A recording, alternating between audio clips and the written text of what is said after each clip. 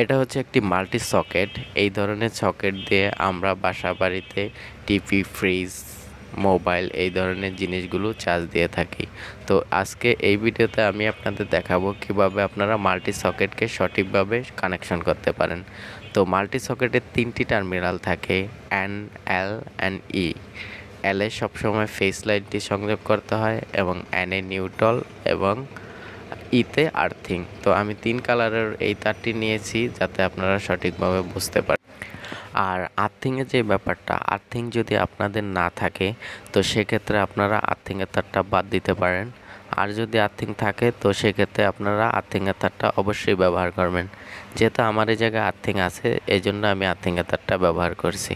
তো এই টার্মিনালে যেখানে এন লেখা দেখতে পাচ্ছেন সেখানে কালো তারটি সংযোগ করে দেবেন যেটা নিউট্রাল, আর যেখানে এল লেখা থাকবো সেখানে আপনারা অবশ্যই ফেস তারটি সংযোগ করবেন, মানে লাল কালারের তারটি।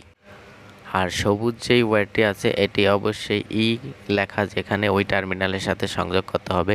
অনেক সময় ই লেখাটা থাকেও না, আপনারা এন আর এল ঠিক জায়গায় সংযোগ করার পরে ওটাকে আপনারা লাগিয়ে নেবেন যদি আপনাদের আর্থিং থাকে, আর না থাকলে কোনো প্রবলেম নেই।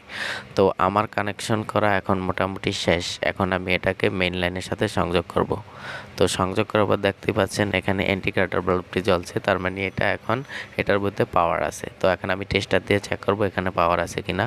এবং এই কাজটা করার আগে অবশ্যই আপনারা সতর্ক থাকবেন, কারণ কোনোভাবেই যাতে আপনাদের হাতে না লাগে, তাহলে কিন্তু